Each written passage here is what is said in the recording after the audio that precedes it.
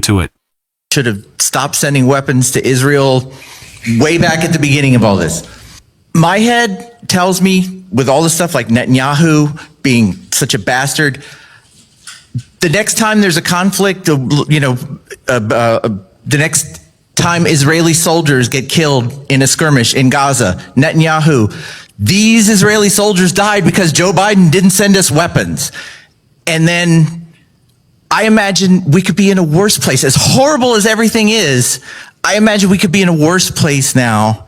And I would like to know what you think about the fact that if Biden had done what we all think is the right thing, it could have actually turned out worse by now because of everything that's so screwed up with the media and our government and the opposition and Netanyahu. Is that a question to me, Alana, or both?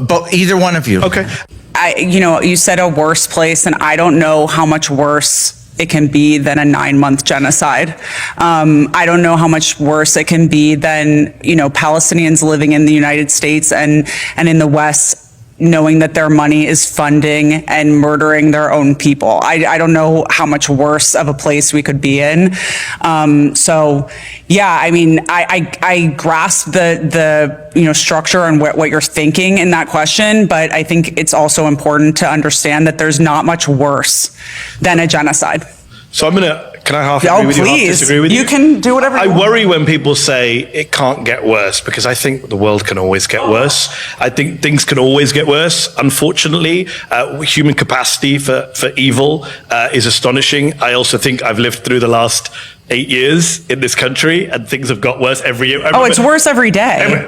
We say at the end of every year, it can't be worse than 2020, can't be worse than 2022, and then 2024 is like, hold my halal beer. And it's kind of like, but I think it gets worse all the time. But I think the premise of the question was, if then, Biden. yes. So what I would say to you, to the gentleman there, and I should point out you're wearing a Let's Go Biden. Yes, and I like the t-shirt. I like the t-shirt. Let's go Kamala. I'm Kamala right now. I'm all for bringing in Kamala. Who knows? By the time this airs, it could be Kamala. I would just say this. I would say that I don't agree with you that if Biden had held back weaponry and military, we would be in a worse place. I wrote a piece for The Guardian a few months ago making the point that Ronald Reagan picked up a phone and told Menachem Begin to stop bombing Beirut. Within 20 minutes, the bomb stopped. Joe Biden had the power to do that, and he didn't, and I don't think history will forgive him for that. What I would say, though, to come back to my worst point, and I'm saying this to a crowd of many people I'm sure are Muslim here as well, I hear a lot of people saying, well, it can't be worse under Trump. And I would point out that Donald Trump is a man who uses Palestinian as a pejorative. Like, he literally uses it as a debate. It's now entered the lexicon as like, you're an idiot, you're ugly, you're Palestinian. Like, it's added to his list of abuse. And I do think it could and would be worse for the Gazans if Donald Trump were president. That doesn't excuse anything Joe Biden said, but I'm under no illusion. I would like us all not to be under any illusions about what the other guy is going to say. And it worries me when I hear Ben Gvir, probably the worst member of the Israeli government, saying, we can't wait for Trump. Trump's going to give us a freedom that Biden didn't give us. That petrifies me as someone who cares about the future. Well, we'll know soon. We'll know. That was very pessimistic. It was. We won't know. We're going to, gentleman here, yes. So as a segue to exactly this discussion, where do you guys see, is there hope? I mean, can something positive come out in terms of, after all this is done, finally, what do you think is going to happen? There's the Palestinians live off of hope. Our hope springs eternal for Palestinians. We are the most hopeful people in the world. It's one of the reasons why we've been able to continue on for 76 years of brutal military occupation. I think that there's always hope, and free Palestine is our hope. Free Palestine and freedom and liberation for all people. And I think we're going to have to go through a lot of really hard times to get to that. But I think that we should brace ourselves and go through them in order to get to the other side. Well said. And one thing I always throw in is people confuse hope and optimism. They're not the same thing. No. You can be deeply pessimistic about the future and still not give up on hope. Alana, thank you for inspiring so many to want to do the things they need to do to create meaningful change. It's making a big difference, so thank you for that. Thank you. This question is both for Mehdi as well as Alana. Mehdi, you had mentioned global intifada. Alana, you had mentioned we're seeing a shift in ways we just did not expect in our lifetimes, our parents' lifetimes. So I'd like to ask both of you, what is something that you realistically expect to see happen in the next 5 years that you would have never imagined happening before the recent events? Oh, in the next 5 years, a free Palestine. See, hope and optimism. About optimism. Hope and optimism. In Your what? question, the next 5 years, or what we've seen in the recent months? What did I never? What we expect to see, what you hopefully expect to see realistically happen in the next 5 years. Oh, because I was going to say what I didn't expect ever to see was Nancy Pelosi signing a letter saying maybe we should condition weapons to Israel. I was like, wow, Israel's really gone that far that even Nancy Pelosi's come out and said that. What do I expect to see? Yeah, I'm super pessimistic. I'm someone who says that there's a lot of, there is light at the end of the tunnel, but it's a super long tunnel. And it's going to be dark for a very long time. And those of us who have hope shouldn't give up hope. I do think what you will see in the next 5 years is you're going to see more and more college protests. You're going to see more and more kids. Think about the 15, 16, 17-year-olds who've spent the last 9 months. Think about those of us with children who have seen our children watch the last 9 months. And think about what they're going to do when they get to college, when they get into the workplace.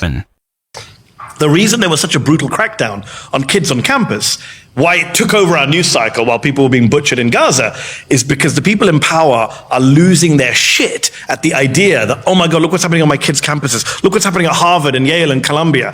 They know they've lost control of the younger generation. They know they've lost control of the future. Yeah.